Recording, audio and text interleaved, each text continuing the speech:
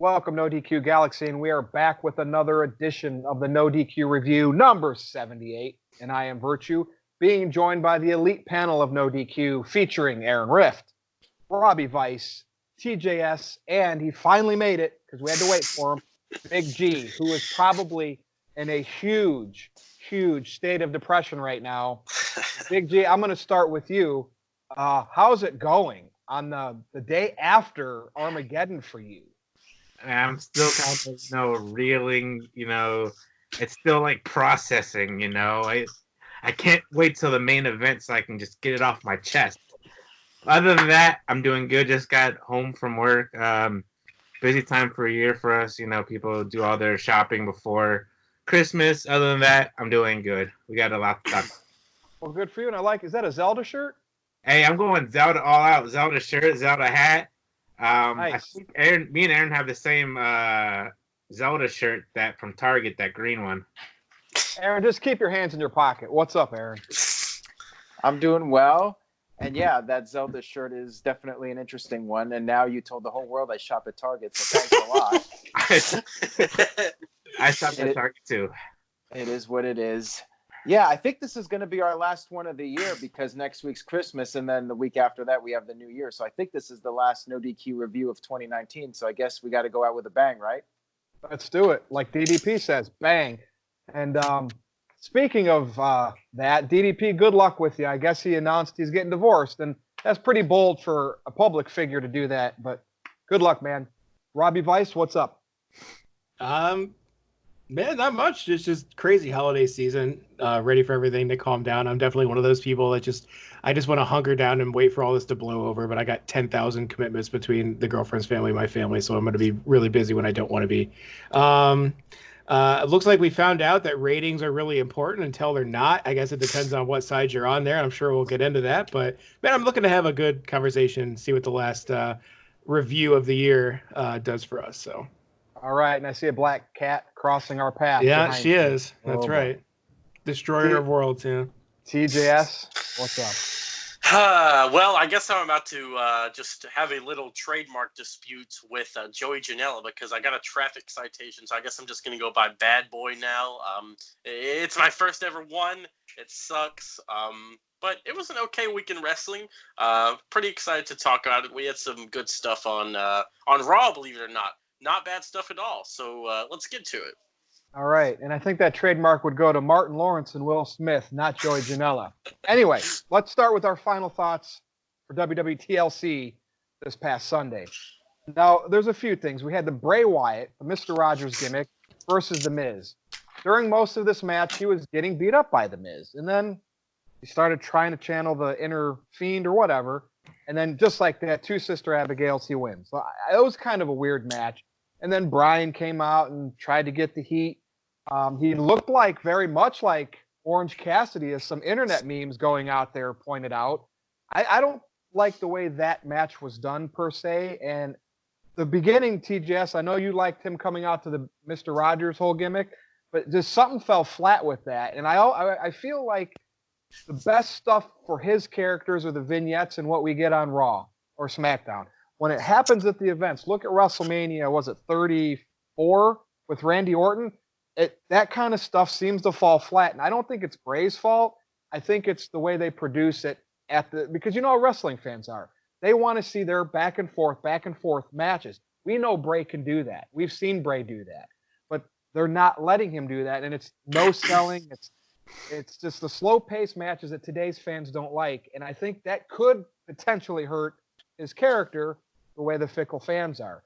So I did notice that. The brawl after Roman gets beat, right? No friends. I know Aaron has a big issue with Roman has no friends, surviving leukemia patient. Baron Corbin's got his whole, entourage, so to speak, and he wins the match, but then they brawl. And we have to believe during a whole match, a whole main event, this brawl is going on so it can spill back out to the arena to close the show to take the spotlight away from the women. Again, very weird. And then Kairi Sane basically got concussed. I want to say it was a monitor. I saw Becky throw a monitor. I saw Charlotte. I don't know which one hit her. I don't know when she got the concussion, but she was loopy. And a lot of people are criticizing Charlotte. praising Becky because Becky was trying to protect her. Asuka for leading the match. I mean, that was just something as a fan. Back in the day, you never looked at a match like that because we didn't know all these things, and you just thought she got her bell rung from the work of the match. We basically dissected that match for her injury. And that's just what's wrong with wrestling today. And the fact that they didn't stop it or send her to the back. Asuka could have worked alone. Do they not have people that are watching for concussions? Like, I'm just shocked. So what's everyone's thoughts on TLC? Those were my things that stuck out to me. Aaron, I'll start with you because you usually go quick because you've already talked about this. Right. Well, I think the idea with not taking her out of the match is that I don't think WWE wanted Charlotte and Becky to lose to Asuka in a 2-on-1 situation. It would just make the cash cows look bad. So I think that was probably a factor, although maybe they just didn't know the seriousness of it. Who knows? It was really unfortunate that it ended the way it did.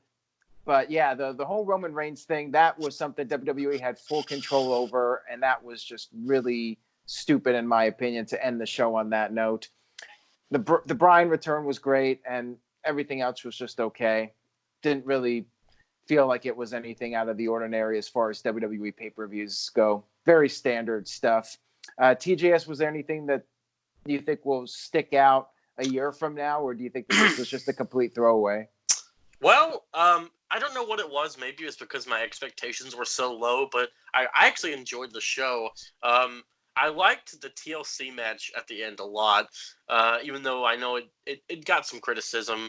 I really liked the unique spots, like the tying of Becky to the ladder, things like that. And yeah, so for the Bray Wyatt thing, I was a huge fan of the, the Mr. Rogers Bray, because I feel like if we get, because we can't have the Fiend for like every single match.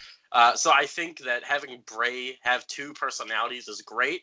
I really liked that he took a beating, and they give you kind of a reason. It's like, oh, you can train yourself not to feel pain. And then when the bell first rang, he was like acting like he didn't want to be in a fight. I was like, I like this a lot. The Daniel Bryan return, I was hoping that Bryan was going to be dressed as the Fiend. That would have been really cool.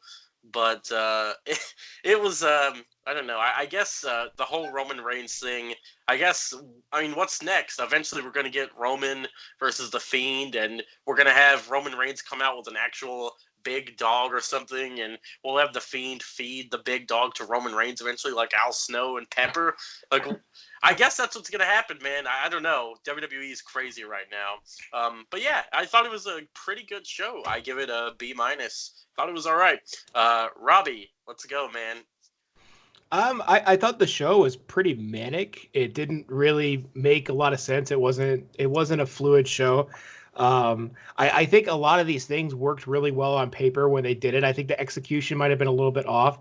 It wasn't a bad pay-per-view. It wasn't a great pay-per-view. It was solid. It was passable.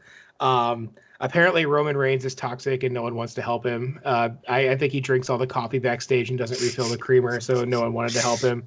And then with Becky Lynch, and Charlotte and all that stuff, I think people put too much blame on the workers sometimes when things just happen.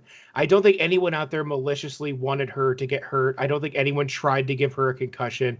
I do agree that WWE dropped the ball. They probably should have taken her out of that match, or they need to have a better system in place to identify when someone might be concussed. Maybe someone ringside, whoever is doing the timekeeper position, someone should be there on the ground, like really just in the trenches looking for these things so we can make sure that everyone stays protected. But I don't know. Like I said, I didn't hate it. I didn't love it. It was a show that I watched, and it was fine. So that was my TLC. And Rob, it wouldn't have been the end of the world, like if they called the audible during the match because they had to get Kyrie to the back, and then they were going to have the Kabuki Warriors go over, but now you really can't because it's 2-on-1. Let Charlotte and Becky win the tag titles.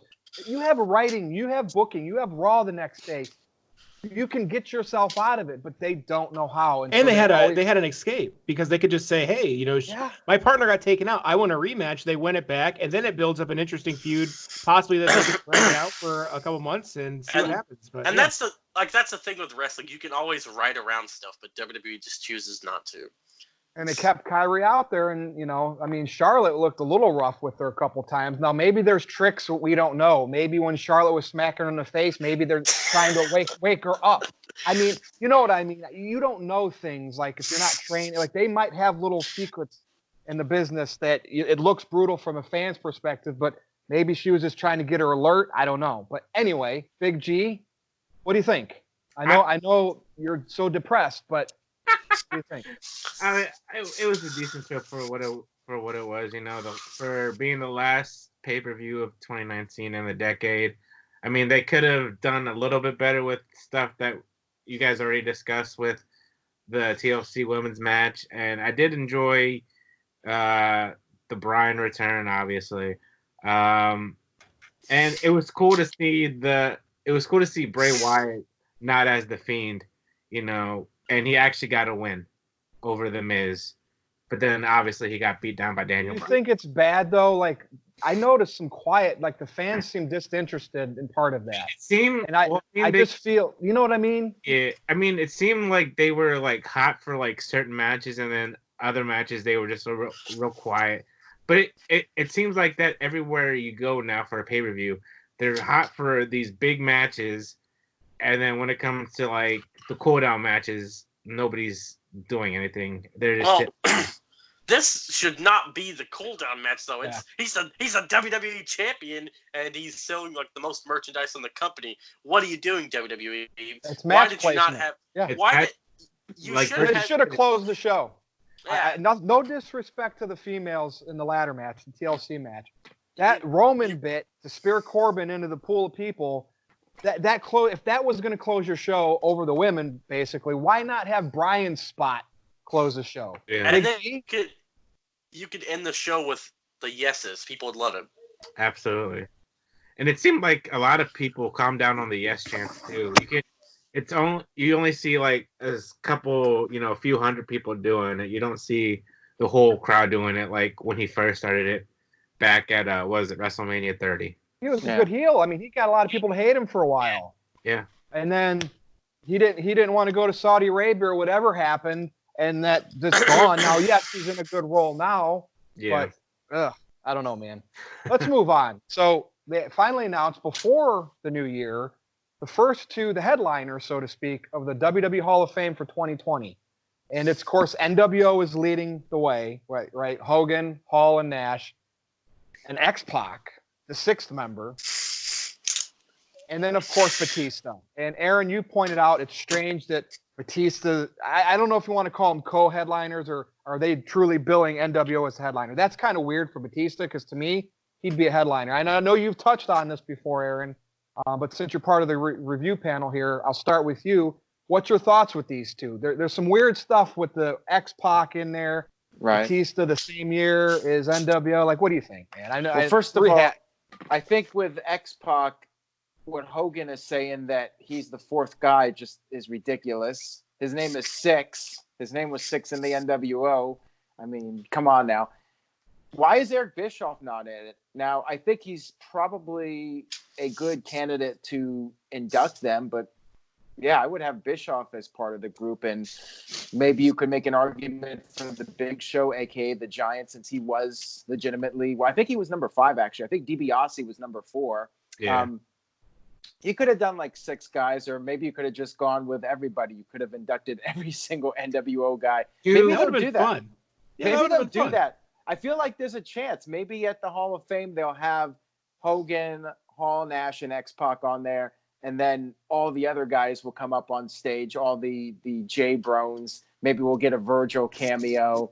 Buff Bagwell will come back. All those guys will come up on the stage, and it'll be like 30 guys just to end the Hall of Fame ceremony. But yeah, it's a little weird to me because I think Batista could have headlined on his own, but perhaps the ticket sales have not been good in recent years, and WWE's trying to get those numbers up. I have no other reason as to why both acts are going in the same year, other than they're just trying to sell as many tickets as possible. So that's my take on it.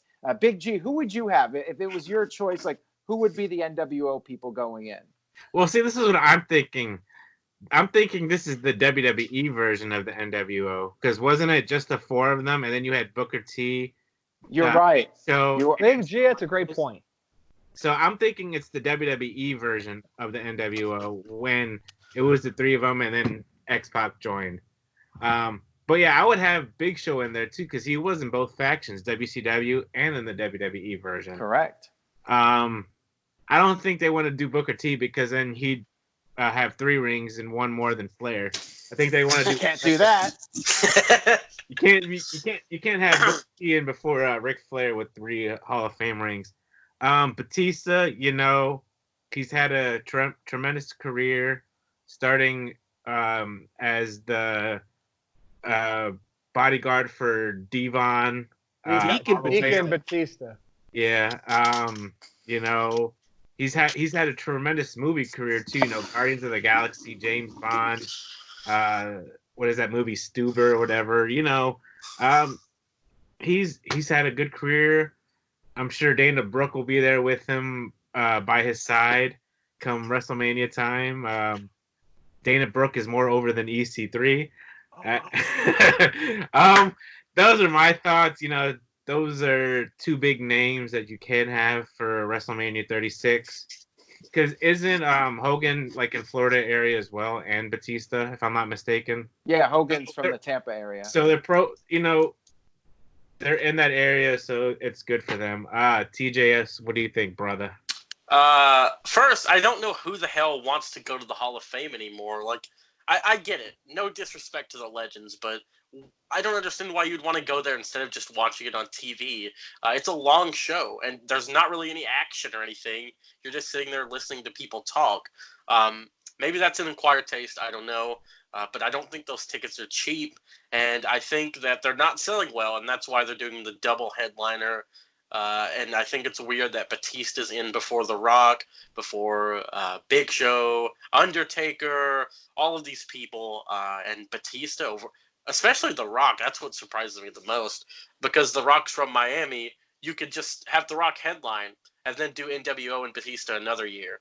And I agree, Batista, NWO, they should all be separate headliners, but they're not. Hall of Fame, is this going to make X-Pac a 3-time or is it a 2-time? 2-time.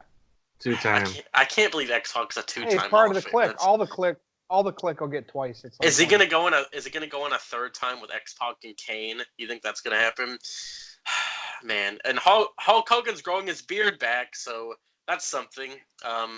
Yeah, I think it should just be Hogan, Hall, and Nash, though, for NWO. I think it's weird that X-Pac's in there, but I guess he's buddies with Triple H. Got to throw him in there another time. Why not? Robbie, what do you think? Well, Robbie, maybe X-Pac's in there, so when Hogan gets booed on stage, they can say it's X-Pac. X-Pac. So what do you think, Robbie? Well, first of all, the NWO should just be Hogan, Hall, Nash, and Bischoff. That's exactly what I think of when I think of the NWO. If you want to have X-Pac or Six in there, I think that's fine. He was pretty relevant when he came over.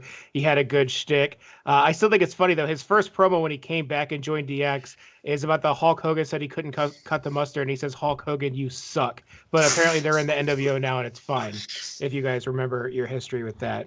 I'm going to make a controversial remark here, and I know that's something I don't do a lot. I think the NWO are headlining because Batista is not a headlining person to go into the Hall of Fame. I think Batista's for sure Hall of Fame worthy, but let's be realistic. His career, if you take out injuries and time off, he had about a 5-year career in the WWE. He definitely did a lot of things. He wasn't as impactful as someone as the New World Order. The New World Order changed wrestling. It brought that New Japan Wrestling type of faction to the United States, and I think it was a much bigger deal. So if one of them has to be the headliner, it obviously has to be Hulk Hogan in the NWO. Dave Batista, again, movie star, super successful, really successful in the ring career. I just don't see him as a headliner just because of how short his career in the WWE was. That's my opinion. Please don't crucify me for it. No, I think that's a good take. And yeah. I'm not gonna sit there and bash you for that. That makes sense. And good point. So let's move on. Quickly, who would you guys like to see inducted into the Hall of Fame that we've been waiting for? We'll go around really quick before the next topic. Aaron? I think I know what you're going to say. Who would you like to see go in? Yeah, that hasn't, but that should. Just one name. Like, we probably were all going to say the same thing, but who would you pick? Well, I mean, you know I would go with Owen Hart, but I do want to add, well, I'll let the other guys go. I mean, I have a couple of names, let the other guys. Okay, so you basically say Owen Hart, Robbie? Eugene. No, I'm just kidding. I would say honestly, Vince McMahon. I think if anyone's going to be in there to legitimize it, it has to be the guy who made it all possible. I think it's got to be Vince McMahon. Okay. Big G. I was gonna say Owen Hart. Okay. TJS. So I've got 3. I've got Owen Hart, Jim Johnston, and Chris Benoit. I honestly think Chris Benoit should go in. Whoa, controversy.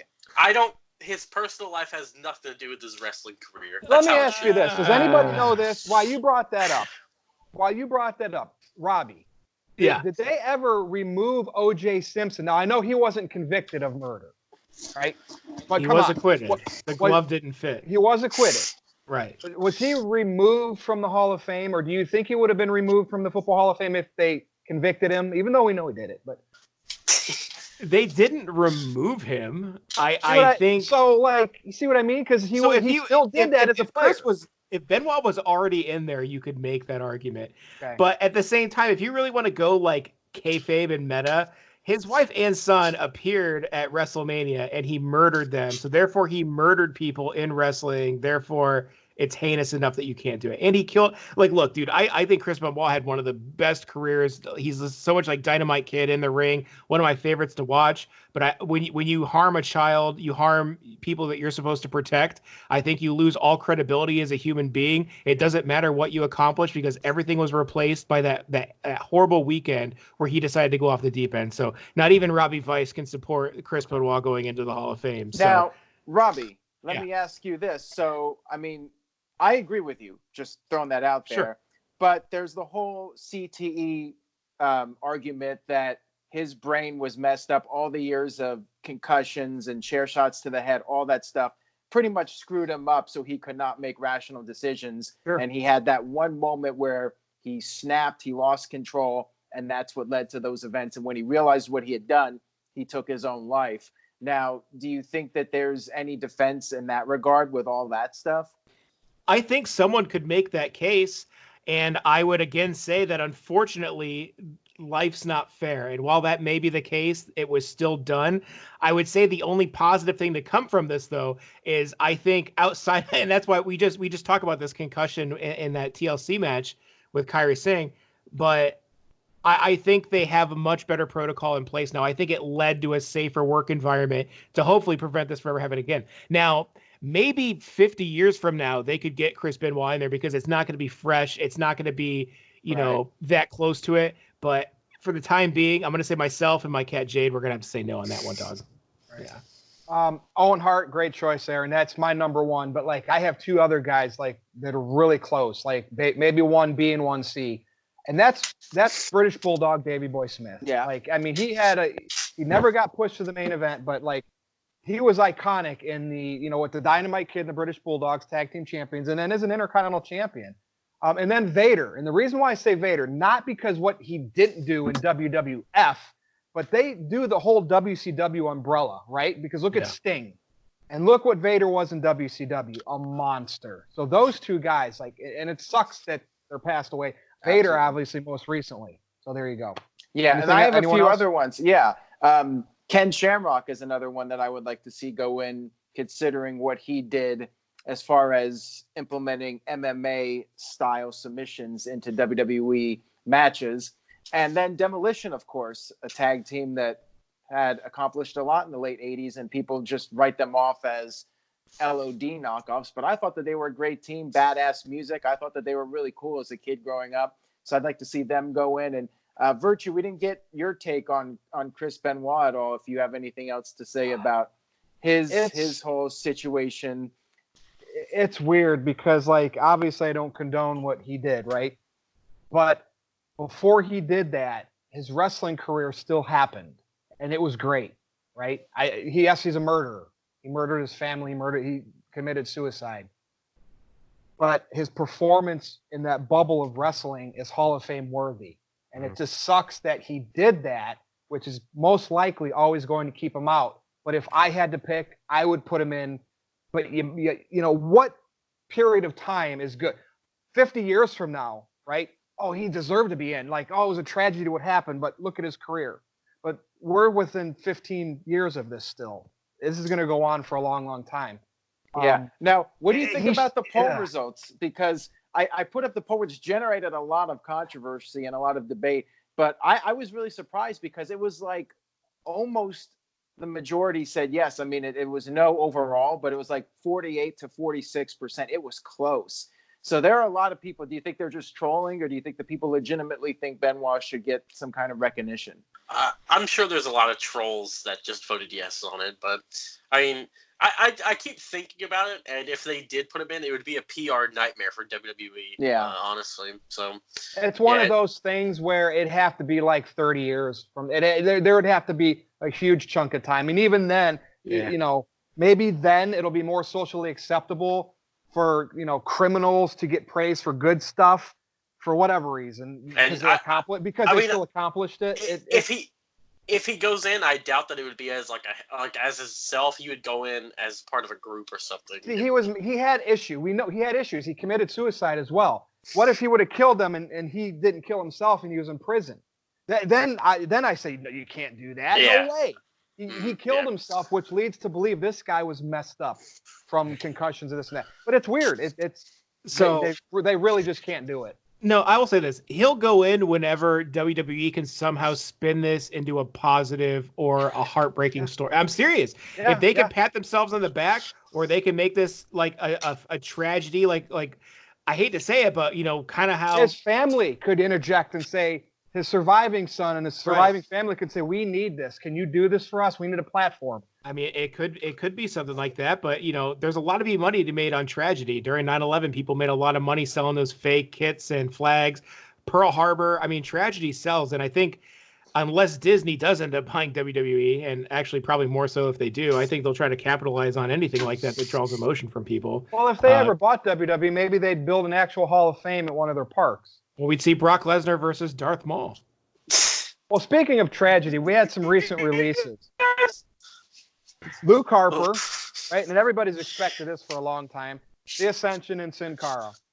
Luke Harper, I think this could be a big deal. If he wants to work indies, will he go to AEW? But are we going to see more of these? Like, Robbie, I'll start with you. To me, Ascension, okay, whatever. If indie companies want to book them, whatever. Sin Cara is already doing Sin Cara matches in AAA, so that's going to be interesting. Now, that's another country, but that's going to be interesting how that happens. But Luke Harper, we're going to talk about this later in the main event. He's a type of guy, a certain company needs somebody like this. So what do you think? What would they do with him? That's my question. Let's say he goes to All Elite Wrestling. What do they do with him? Is he going to beat Chris Jericho for his title? No. Is he going to be a tag team champion? No. Is there any other belt for him that he could potentially win? I guess he could win. No, they don't have an undercard title, do they? Or they have the champion? Don't they? Or he might have to wait 90 days. But here's a quick tip, and I might steal TJS's idea. Make him the leader of the Dark Order, because it sucks. But if he's the leader of the Dark Order, his fans will get behind it. Anyway. That is literally the only idea I've ever seen that I think could save Dark Order. Yes, 100%. I agree with that. It's that gimmick to me has run its course, and it's just the most cringy and offensive in ways that are just stupid. Like, I'm offended by how dumb some of the segments are. And I got into the oddities, you know what I mean? I bought into a lot of shit back in the Attitude Era that was just really stupid. Like Val Venus, I thought that was hilarious. I don't know. I just can't buy into Dark Order. Well, all right. And you'll be able to elaborate on that later. So any thoughts?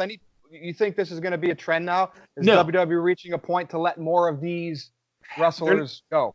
They're not going to release anyone that they think could hurt them in ratings or cause them to lose money down the road.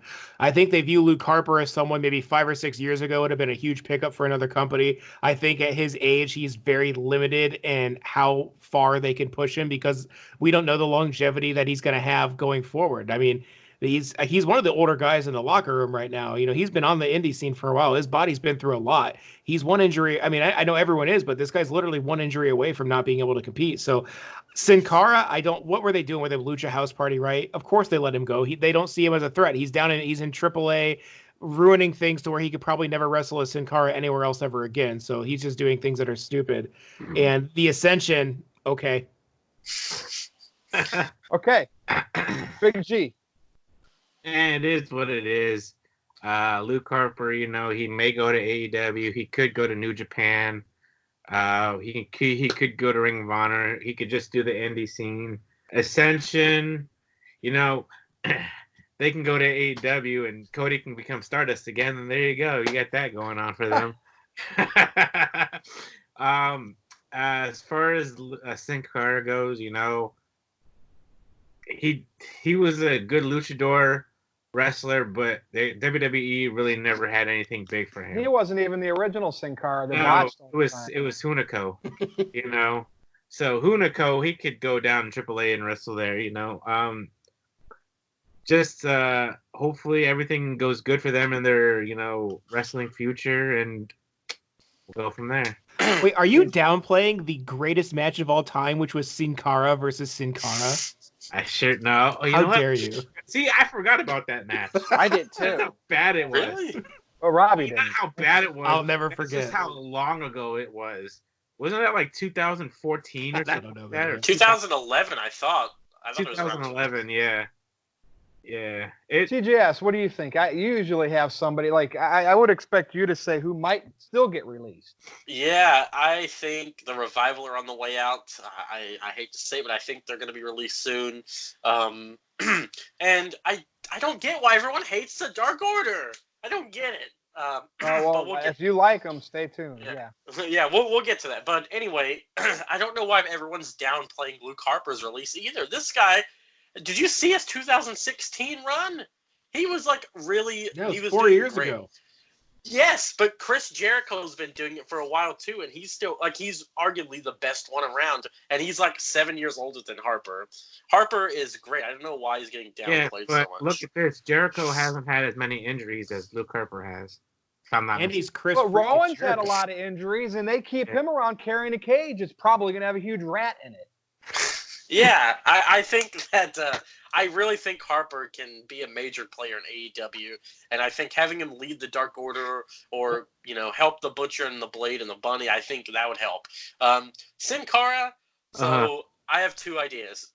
One, you could have him go to AEW and be with the Butcher, the Blade, and the Bunny. So you could have the Butcher, the Blade, the Bunny, and the Botch. You could do that, or you could have Sin Cara show up and beat up Chris Jericho because he did that backstage once, apparently. And you could just be like, Chris Jericho, you're a punk bitch. And then he just like punches him or something and threatens to take the title. Anything wait like a minute. that. I never remember any reports of Chris Jericho getting beat up by anybody. Well, they got into a backstage altercation. I know that Jericho much. usually wins. I mean, his dad Yeah. played hockey. He played hockey. Yeah, Chris Jericho's a fight. bad dude. Yeah. But yeah, play into reality on that. And like you guys said, Ascension, whatever. Aaron Rift, any other reports of potential releases that you've heard through the grapevine? Well, apparently there could be more coming, and I think they will let some people go. And people need to keep this in mind about Luke Harper. His contract was going to be up in the early part of the year anyways, so it's not like WWE really did him any favors because he has that 90-day non-compete. He's basically going to be free when his contract was going to expire. Yeah. I could see them releasing a few people here and there, especially if AEW's numbers continue to decline. I think that they'll feel more comfortable letting people go. Yeah. So far, AEW hasn't really taken anybody and brought them to the next level. Like AEW hasn't made a Stone Cold Steve Austin out of Shawn Spears yet, for instance. What? So until that happens, or they even come close to something like that, I think WWE will start to feel more comfortable letting people go. So yeah, I think we'll see some in the new year for sure. All righty. Well, stay tuned, NoDQ Galaxy, because when it happens, we'll talk. Aaron Rift will break it, and we will talk about it on a review shortly after. Let's move on to this topic, because last time we did a review show, we talked about how Seth Rollins should turn heel now and not drag it on. And guess what? They did it. We knew the writing was on the wall. Fans don't like him, even though he slayed the beast twice this year, which people hated Brock as champ because he held the title hostage, and Seth was supposed to be the savior, but putting him with Becky on screen, trying to derail things. TJS, shh. I hear you breathing. But anyway, you said Becky Lynch. I was getting excited. Sorry. Seth is with AEW. No, he said EC3.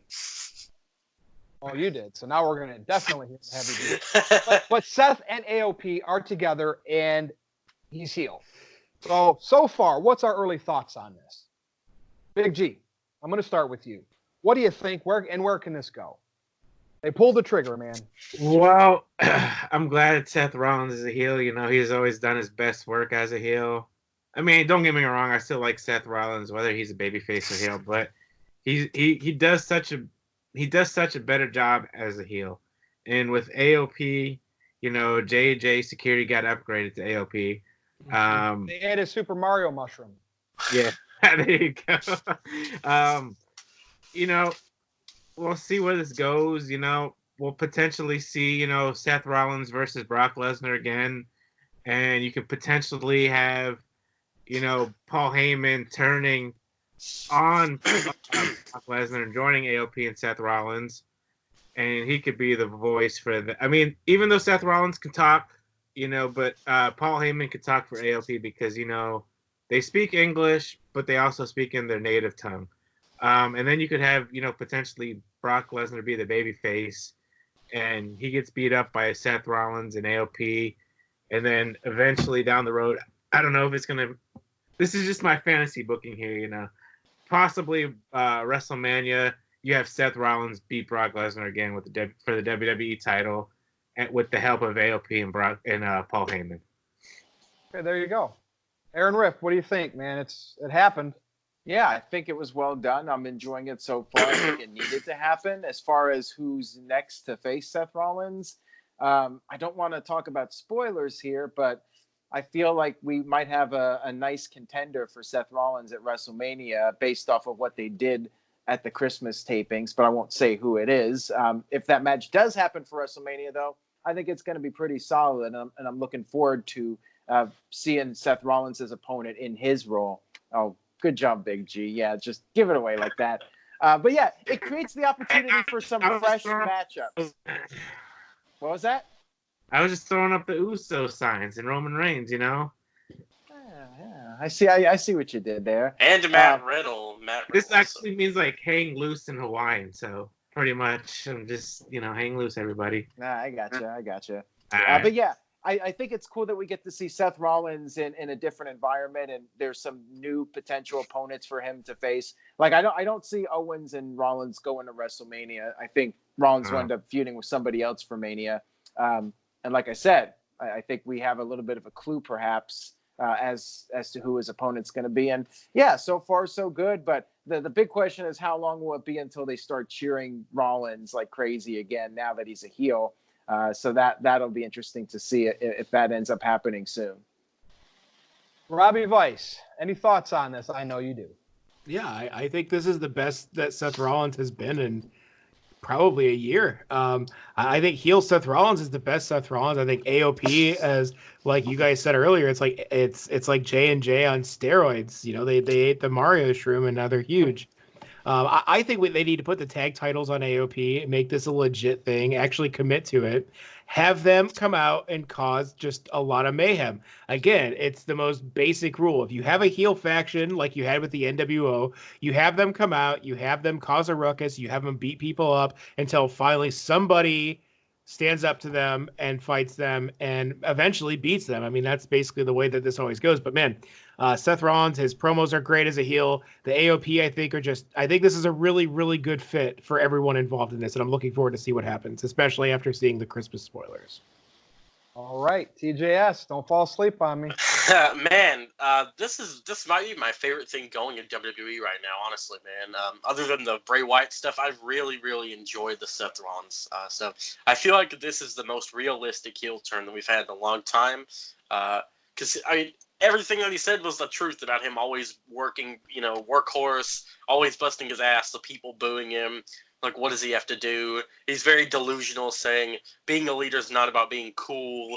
And, you know, we had the sign that said Seth Rollins is not cool. So I just think it was remarkable. And I really, really like what they're doing with AOP as well, because, I mean, just like 6 months ago, they were doing nothing, and I didn't care about them.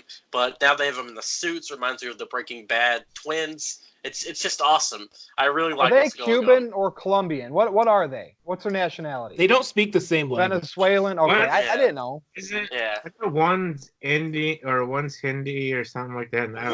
I think one of them is Samoan. I don't know. No, No. I think one's Hindi and one's Pakistani or something like that. Yeah, I think Either that's way- correct. Either way, what they're doing is great, and I think they just need to continue to speak in their native language. That's how you get the ultimate heel heat. Or just don't have them talk at all. Just have them be Rollins' muscle. Seth Rollins is bringing back the heel gloves. He just needs the evil laugh and the blonde streak, and we'll be good to go, fellas. Like I said, I just love the delusion. And the thing is, Seth Rollins had a reason. He wasn't just like, I don't know, you people, an explanation. He had a motive. He had a reason. And I think it's awesome that he wasn't revealed to be working with AOP. He's like, I wasn't, but now I am. Since you guys want to just keep saying it, I'm working with him now. So this is what you guys get. Self-fulfilling prophecy, just magnificent storytelling. And I'm wondering who's doing this? Who's booking this? It has to be Heyman, right? To the last review, I said do it now. The very next Raw they did. Oh, Virtue's booking. No, they got stooges there. Somebody in the writing team's watching our review and all the other shows that are on the internet because they can't come up with their own ideas, and maybe one or two of them got through to Vince. But anyway, you ready for the main event? Let's do it. Yeah, I am for the Seth Rollins heel turn because I said it needed to happen. Main event, we're going to do our weekly, well, not weekly, but episodic AEW versus NXT back and forth. Now, three things happen. NXT won ratings. Again, right? 150,000, whatever, 200,000. This is like 3 out of 4 weeks now since just before Survivor Series. So now it seems like NXT is the favorite going into any given week. So all of a sudden now we're led to believe that Jungle Boy was made because he had a match with Jericho. This is based on what I see from fans on Twitter. And I'm not saying he wasn't, but like he's a superstar, according to a lot of fans, just because of one match. And that Rhea Ripley is all of a sudden a superstar because she beat Shayna Baszler. You need more than that. Now, this is very good for both of them. Those are the big things that happened this week, in my opinion.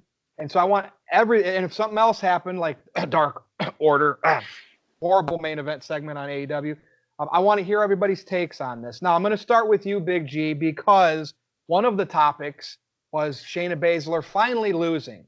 Now, Rhea Ripley got huge, like they loved it, right? Now, they're in full sale. So they have the NXT crowd. They're going to, anything that's done like a title change or a moment, they get behind, right? Because they get behind everything. Yeah. So I didn't get sold that this is a huge moment because it was in full sale. They flooded the ring. Now, Rhea Ripley to me still has to prove something. This doesn't mean she's this big star yet. I think this is Shayna Baszler for doing her thing for so long. Now, yes, it's because they booked her that way, Big G, as the unstoppable heel MMA style champion that's in today's wrestling fan base is a boring match. She did a hell of a job, and it's because the way she presented herself with what they gave her, Shayna Baszler is at least 75% responsible for the reaction that Rhea Ripley has gotten. Yeah. What do you think? Well, what do I think? And remember, AEW happened too. Yeah, gosh darn it. Well, I actually watched both shows simultaneously. I had NXT on the big screen. I was watching AEW on my cell phone. But when it came to that main event for NXT, boy, I mean, I had AEW still on, but I was paying attention to Shayna and Rhea versus Young Bucks and SCU. Don't get me wrong, I like Rhea Ripley. You know, she's got that hardcore metal vibe going on, and she's still young. She beat, I think, the longest reigning NXT Women's Champion. And what makes me mad, this past Monday, I finally ordered the Shayna 2-time shirt, and now she's not even champ anymore. But Big G, did Shayna lose it and win it back during her run? I can't remember. Yeah. That might have kept her from being, I don't know if she was the longest or not. She lost it to Kairi Sane, and then she beat Kairi Sane last October at the Evolutions pay-per-view. So this is my thought. Shayna's eventually going to go to the main roster. She's going to enter the Rumble as number 30 because I don't think Ronda's coming back. She's going to win the Rumble. Going to go to WrestleMania and beat the holy hell I'm sorry, but she's gonna beat the holy hell out of Becky Lynch, and she's gonna continue her dominance on Monday Night Raw, and then we'll see Ronda Rousey come up eventually, and maybe they'll do the 4 horsewoman thing, or you know what, Shayna's gonna say, you know what, I passed you, Ronda Rousey. I want to face you one-on-one and prove to everybody that I am the more dominant member of the 4 horsewomen of MMA. That's it. All right. Anything about AEW? I mean, I know Robbie Vice will fill that in. It was decent. I know Robbie's was excited because Marco Stunt got the heck knocked out of him by the Big Hurt. Yeah, Jungle Boy lasting 10 minutes with Jericho. You know, that was like one big match for Jungle Boy. I thought AEW was a good show, but you know, NXT was the best out of the two. Okay, TJS. What do you think? Well, first, Asuka is the longest reigning NXT Women's Champion. She had, I think it's 510 days. Shayna had like 400 something. Either way, I think Rhea is a star. I think that she has the look. She definitely has the look. Making, you can't say that they're a star yet if they're not on the big stage doing it. In the making. That's what a lot of people fail to say. Just say in the making, and I won't argue with anybody. Yeah. I guess that is true. But I mean, I think if you look at her, it's definitely like, wow, she could be something. Yeah, I thought it was a great moment with Shayna losing. Good stuff. Not too much to say about NXT. However, AEW, man, I don't know why you had Jungle Boy last 10 minutes. I think that was not a good booking decision because for 30 seconds he was in the walls of Jericho. Chris Jericho continued to crank, and Jungle Boy did not tap out. So I think you just made that finisher look weak.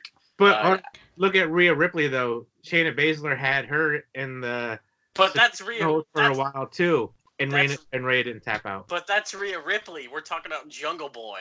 Okay. Like Rhea Ripley was built up to take the championship from Shayna. Well, Jungle Boy is. Go ahead. You know what I think it was supposed to be a reference to. Go back to WrestleMania 12. Bret Hart and Shawn Michaels. Bret Hart got the sharpshooter on with about a minute left, and then Shawn was able to last until the end. But again, that's Shawn Michaels. This is Jungle Boy. Well, they're trying to have their Ric Flair Sting moment, you know, when Ric Flair went the 45-minute time limit with Sting, and Sting was made that night. I think that's what they were trying to do with Jungle Boy.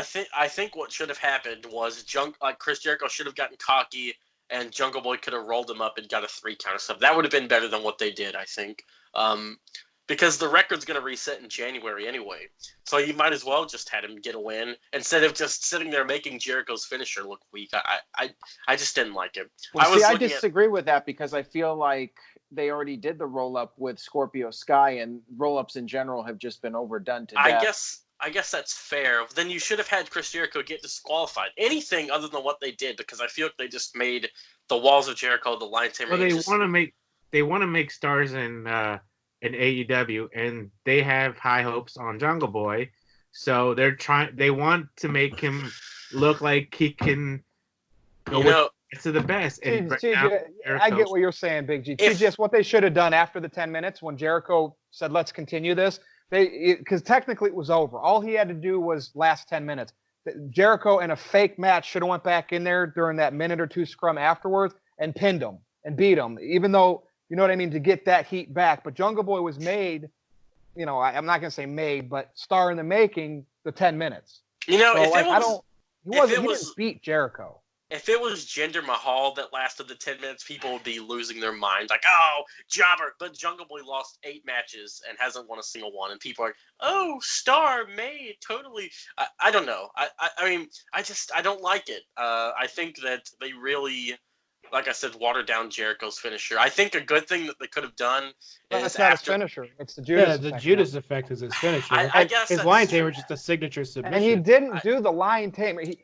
He did the walls, and he tried to do a Lion Tamer. The true Lion Tamer is the knee in the back of the neck. Yeah, he would have did that, and Jungle Boy didn't. He didn't hit the knee to the back of the neck though, like a true Lion Tamer. He just had like a Boston Crab. I would have been upset if he did that and they let Jungle Boy survive it, because that's the biggest quirk that he's ever done. You know what I mean? Yeah, I don't know. It's just, and then also, I think after the 10 minutes, maybe, you could have had Jericho get off of him, and then do another 30 seconds or whatever. And then before Jericho, he could even apply the finisher or the hold. You could have Jungle Boy just tap out immediately before. So that I think that would have been good. But I don't know.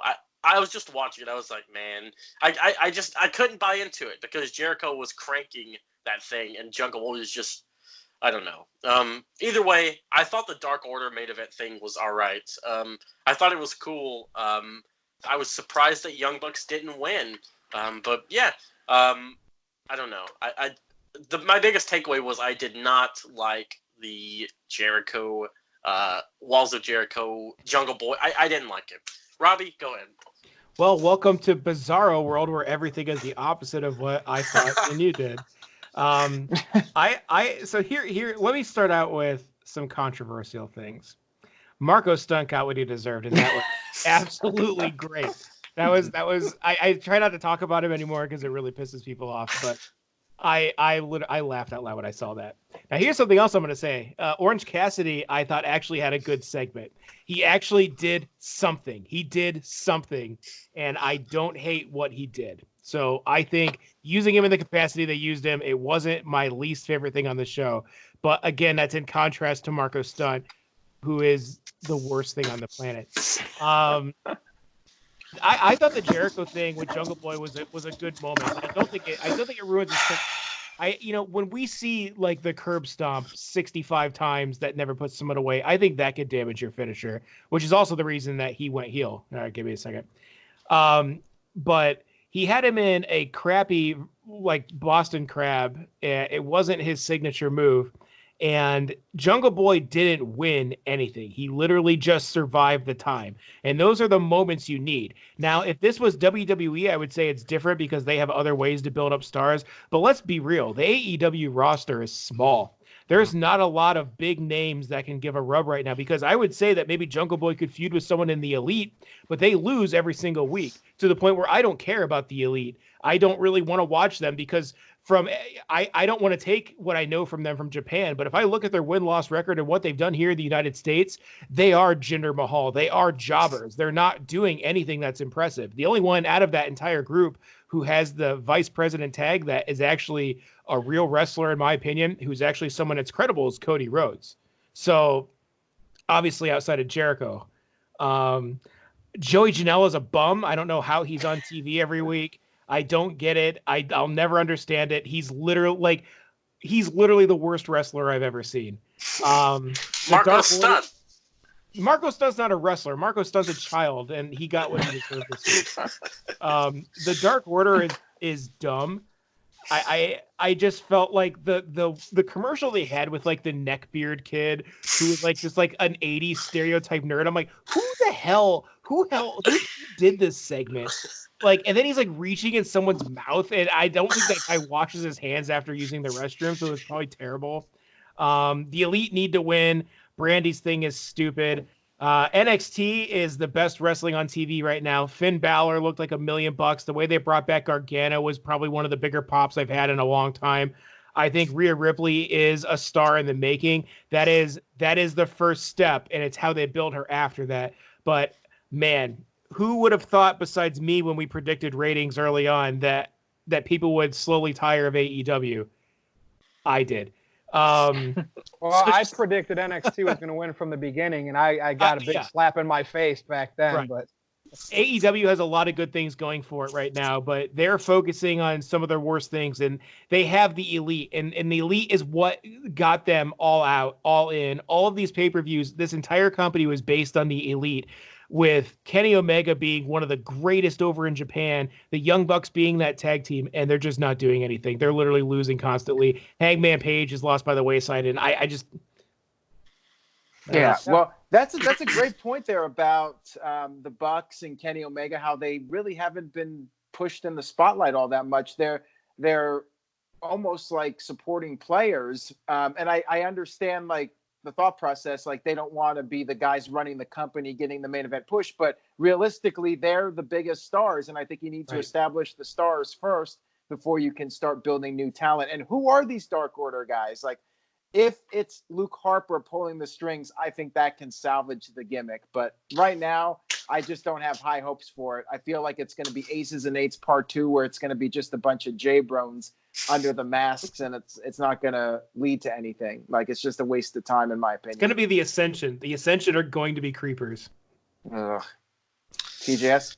People are saying, like, oh, we want characters. Give us characters. We want characters. It's like, okay, here's some characters. Here's some vignettes. Here's some video packages. Let me explain to you who these people are. They have a website that you can go to, and it gives, like, I get it. You don't need to do homework for character development, but they're still showing the packages, and I think that they're doing a good job. I don't understand what people have against them. What do you like about they're the trying to do the initiations or the joining my club. Like, there's multiple clubs. Everyone wants. And I see people complaining about that on Twitter, but like, think about this. Like, I don't know the gang world, but like, if there's a bunch of gangs, like, aren't all the gangs still trying to recruit people to get bigger? Like, so like, to me, there's a little realism with that. I guess that's fair. Robbie, what I like about the Dark Order is, you know, honestly, if they didn't have these vignettes or these packages, I wouldn't care. But these packages I think they've salvaged them.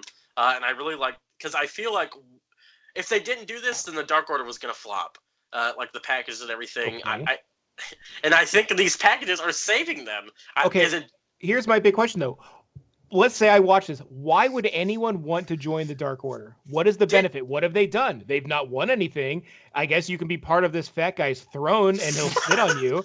You can watch the BDSM mask guy run around. What is the benefit of joining this faction? What do they have to offer?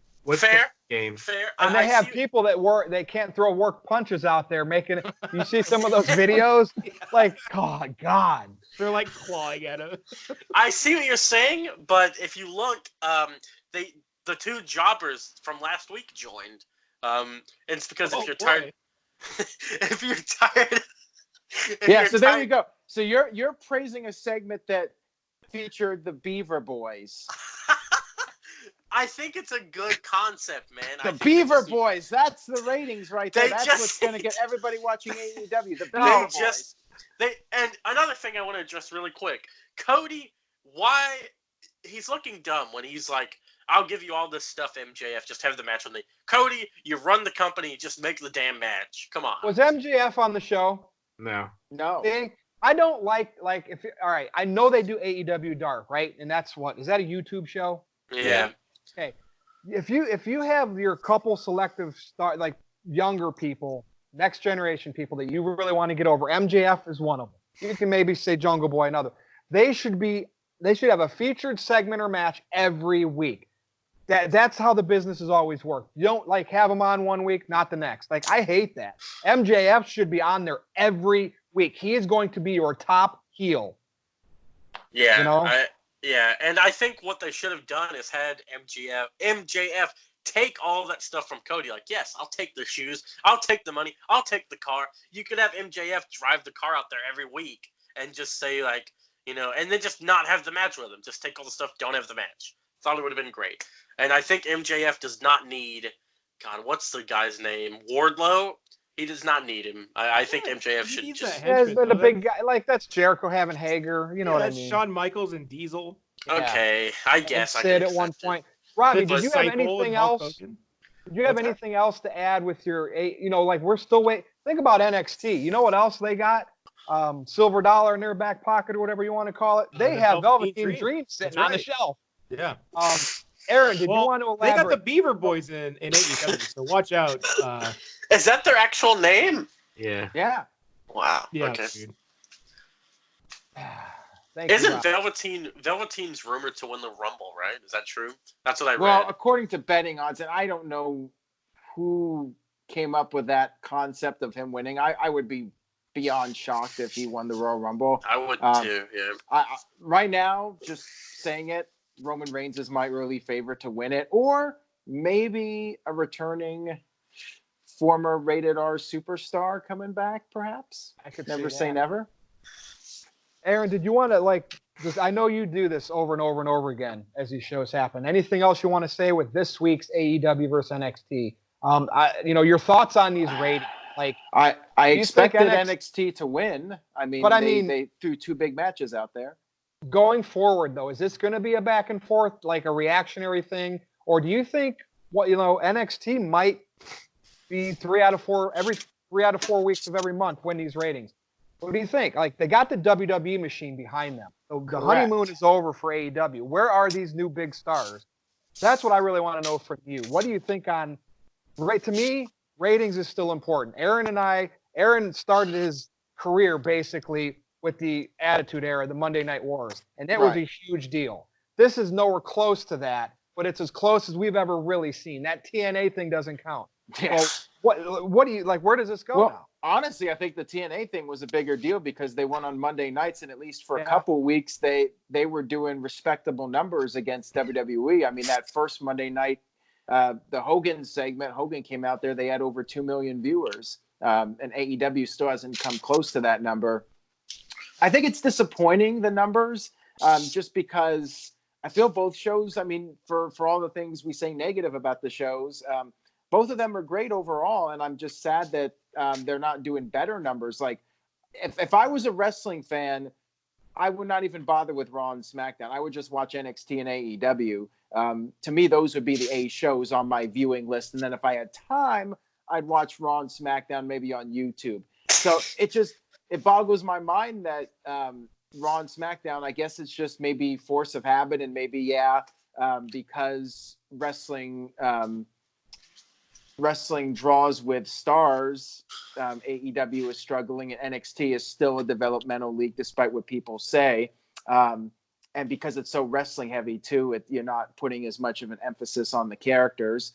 I do think it's still the characters that are the big draws, and I'm hopeful that AEW will continue. I mean, the Dark Order isn't working in my opinion, and I think they need to drop it, but at the same time, I applaud them for trying. You have to try some different things and experiment, and I know some people are criticizing AEW for being too sports entertainment. Like, I think that's the right direction. I think they need to try different things. They need to be a variety show, and hopefully they can build some stars. Hire Jim Johnston for the music. That's one thing I want to throw out there. And if something's not working, drop it. I think early January they should just do Dark Order versus the baby faces, Cody, Kenny Omega, Young Bucks. And they beat the Dark Order, send them packing, go back to the drawing board. AEW Dark on YouTube. Like, there you go. You should be on Dark every week. There you go. Hold on. The jobber heels. Hold on. You say it's not working. Are they getting booed? They're getting no reaction. It felt like people were throwing missed punches on national television. Dude, all 1,800 people at that event made no noise for the Dark Order. All right. Yeah. Is that how many were really there? Play this back, guys. You can play this back in 6 months when the Dark Order attack champs. I'm just saying. If they get Luke Harper, and then AEW's doing 300,000 viewers. You think they're gonna go under if they make a Dark Order tag champs? Dude, they got no reaction. The crowd doesn't care. Guys, nothing. Trust me, okay? I think that they have something. Just trust me. Well, I don't. I mean, you got Brandy. You got a traffic violation. How can we trust you? You're right. I'm evil. I don't trust the man who admits to the cops what he did when the cop wasn't even there to see it. Plead ignorance. I may have done that. You got Brandy Rhodes and her gimmick with her group, and Awesome Kong, who's clipping everybody's hair and putting it around her belt, which part of that seems cool, but then Brandy starts cutting. Brandy cuts mirror promos. Like, you can tell she practices in front of a mirror. Mirror on the wall. Who's the fairest of them all? That's how her voice sounds. And again, if you know what they don't have? They don't have writers. They're just booking. It's a group of young guys, the Bucks, Omega, Cody, and Tony Khan, that are booking this stuff, and they don't have writers. I'm not saying you need the Vince Russos or the people from the past, but there's got to be creative writers out there that are wrestling fans, and somebody gave some of these people in the past a chance, and ratings got up a combined viewership of 8 to 10 million people in the Attitude Era. Aaron, why are we at 3 or less? Right? I just want to see that number. I want to see 1 million new fans come back. Right? That's all. Like, and people that don't like just wrestling matches, like who's left that watches, like, they like variety, like Aaron said, and you're not going to get them if you don't focus on characters, not the Dark Order style, but like MJF style, and you don't bring back somebody that can write compelling stuff for them. There's TV writers out there that did Breaking Bad. And Look how over that got. And why is Luchasaurus not kicking ass every week? He should be coming out there. They should be giving him the Goldberg/Ryback push. He comes out there, choke slams the shit out of people. Hell, have Luchasaurus just choke slam all the Dark Order guys into oblivion, and you got yourself a superstar. I get on mic and tell him that they're extinct after he does it. They should have never let him talk either. He should have just went for the longest time, like, oh my God, this guy's a dinosaur. I think that Luchasaurus. Well, actually, I kind of like they have him like being really smart. I think that's cool. But I think that Luchasaurus versus Jake Hager is a money match, and I think they need to build up to that. If Jake ever wrestles, but I think that would be great. That's the two. I think those are the two biggest guys, literally, in the company. Like, so I think that would just be great. We'll stay tuned, NoDQ Galaxy, because we'll be back, obviously, next year for the next review. Yeah. Are they as big as Batista, though? Big G hopefully will be happier. Ask Dana Brooke. Yeah, I'm already disinterested in that little online spat. I mean, I don't know. Whatever. Anybody else got anything? If not, let's take it home.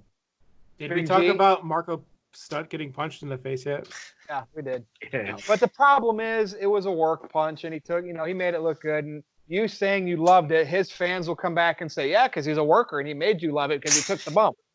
Yeah, I know. So, too bad that wasn't a shoot. Robbie Vice is a mark. That's fine. But, he likes to see that character get what it should. Small guy in wrestling getting pummeled. Spike Dudley style, yes. By the way, bring Enzo in. All you AEW fans, why bring Enzo in? Then I care about Marco Stunt. Then I care about Orange Cassidy and Joey Janela. Oh, would that be oh my God? There's money on the table. You're missing the biggest thing. The promo with That's money on the table, Janela and Enzo. Dude, imagine the promo of Enzo coming out and cutting a promo on Neville, the bastard. Dude. Yeah, it'd be yes, good. I'd watch it, man. Whatever. Yeah, that's I don't know. But fans, oh no, don't bring him back into business. Well, he's toxic. He's a really quick. I just think AEW needs to cut back on like the insider terms. Like, I love Jericho. But the whole thing with Moxley, the internet, it doesn't matter anymore. People try to argue that with me. The fans left today love hearing that. Like kayfabe Candy ass thinks like casuals would hear that, and they wouldn't know what that means, and it actually creates a buzz for people like us. So we're way past that. You know what? That makes sense. That makes them that would make them want to learn more. Like they'd look it up. What does it mean to get over? And then they just keep. Okay, yeah, I like it. Good idea. Anyway. All right, bring it home, Big G. Yes, NoDQ.com/Big G takes you to my Twitter page. Excuse me, NoDQ_Big G on Instagram. Jeff Phillips on Facebook. Go to NoDQ.com/merch. Grab your merchandise there. You can still go to Pro Wrestling Tees. Type in NoDQ, and I'm sure you can get some old school NoDQ shirts over there. That's it for the Big G. TJS, take it away. NoDQ.com/TJS takes you to my Facebook. Feel free to add me. Twitter at NoDQ_TJS. And folks, it is not too late. Go vote in the NoDQ Decade Awards. We are now approaching the worst category, so people are going to love that one. So go on over there, get the vote in. Aaron and Jeff discuss it on the channel. So check it out, guys. Robbie. I really want to say that a lot of people missed out on Big G coming to this because he was in the Blair Witch Project and it was great. I hope someday we can actually mine that out. You guys can follow me on Twitter at NoDQVice. Let me know I'm the smartest guy in the room. Tell me why I'm always right. Again, I love to interact with you guys. Hit me up on YouTube. I'm always in the comments. You guys will see me down there. Again, I think the most upvoted comments I've made is when I say that I'm always right and everyone agrees with me. So, Aaron Rift, why don't you give us some of your shout outs and your plugs and all that fun stuff? Now, I got a question for you, though, Robbie. Okay. Is Marco Stunt more over than EC3? I mean, now, maybe in the TJS household, no. But I think to the average fan, Marco Stunt may be more over than EC3. Even though EC3, I think, is one of the most brought up superstars on NoDQ.com. So here at NoDQ, that's actually not true. EC3 comes up way too much for that. Well, we've always been on EC3's bandwagon since 2013, the NoDQ forums on Facebook. We were always trolling everybody about EC3. So we made EC3 as far as I'm concerned. But anyways, NoDQ.com, of course, and subscribe to the YouTube channel if you haven't already. And we will see you guys for the NoDQ review after the holiday break. I know a lot of people going out for their Christmas vacation. Virtue, any good references to the movie you can give us? Yeah, the Shitter's full. Shitter's full. Wait, I have to. I want to close it out. So Virtue, go ahead. I have something that I want to say to close. Well, first of all, no, I close it out. So you go ahead and say what you need to say. First, okay. I just want to say, guys, we'll see you next decade. True. That's Next what you wanted to decade. close with? Yeah. It's a. Glad I decided not to go, or for him to go, for him not to go last. There's a lot of hidden gems in Christmas Vacation, so just watch it over and over and over and over and over again. That's all I can say. But you can troll with me on Twitter at NoDQ_Virtue. If I block you, that's because you have not been entertaining enough for me. It rarely happens, but one out of every 20 trolls I might actually block because I'm not being entertained by you anymore. But nonetheless, I'll try to give you some good wrestling debate. And by the way, Aaron, I don't know if you've been getting actually any feedback on our great NoDQ debates. Seems like the inbox is empty with that. Either people are scared of me or they just think I'm going to troll them. But, we did a good job with Stefan. We did a good job with Chris Mace. Let's get a couple more of these shows in the can. Email Aaron, nodq.com/ or what's it, nodq.com. NoDQ, MISC@gmail.com. There it is. To go against Virtue on the great NoDQ debate. It doesn't have to be me. If you want to go against Robbie Vice, it can be you versus Robbie Vice with Aaron Rift as the moderator. Howard Packers wants to do it. Yeah. So anyway, NoDQ Galaxy, what's your thoughts on any of these topics or stuff we missed? Put it in the comments below. For Big G, for TJS over there, for Robbie Vice, and for Aaron Rift. I am Virtue. See you next time. Next decade.